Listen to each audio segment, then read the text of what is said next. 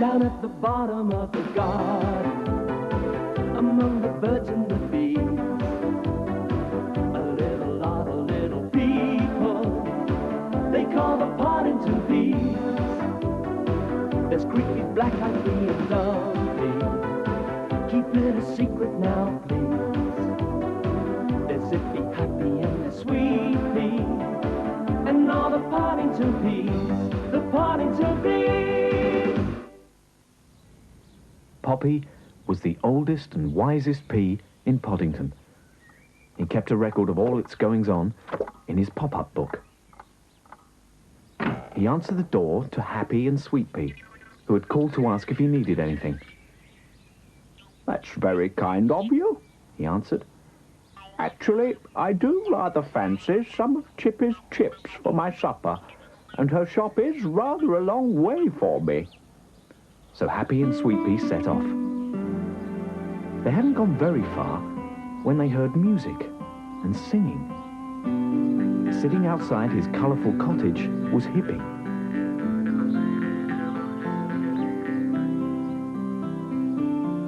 Hi, you guys.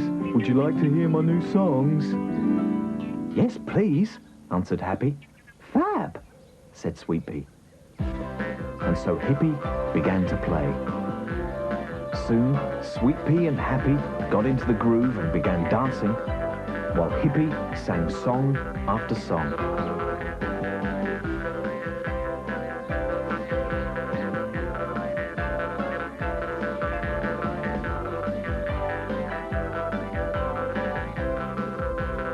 They were quite carried away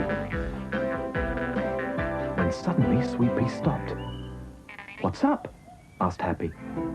"We were so busy having fun," Sweet Pea replied, "that we'd forgotten all about Poppy's supper, and it will soon be dark."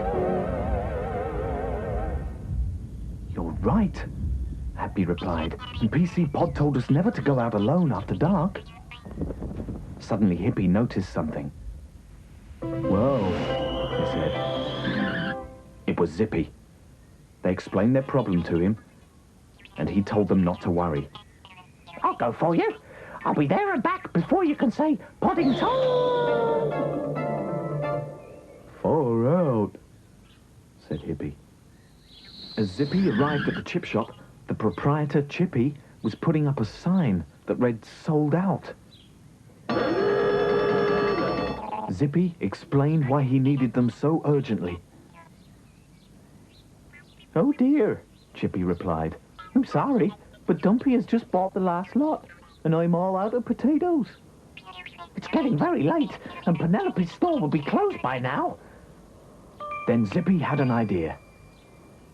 "Hang on half a second, I'll be back." On his way, he passed Dumpy. He really had bought a lot of chips.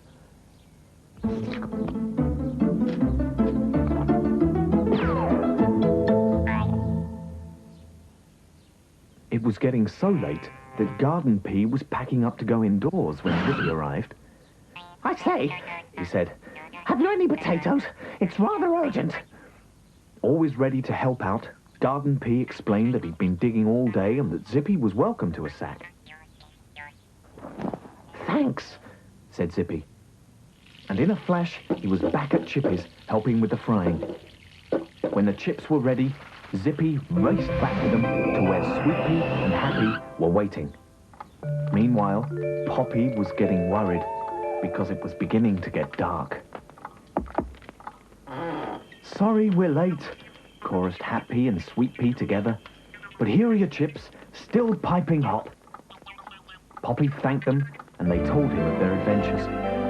He invited them to stay and share his chips. After all, it was a good story for his pop-up book. Down at the bottom of the garden, among the birds and the bees, a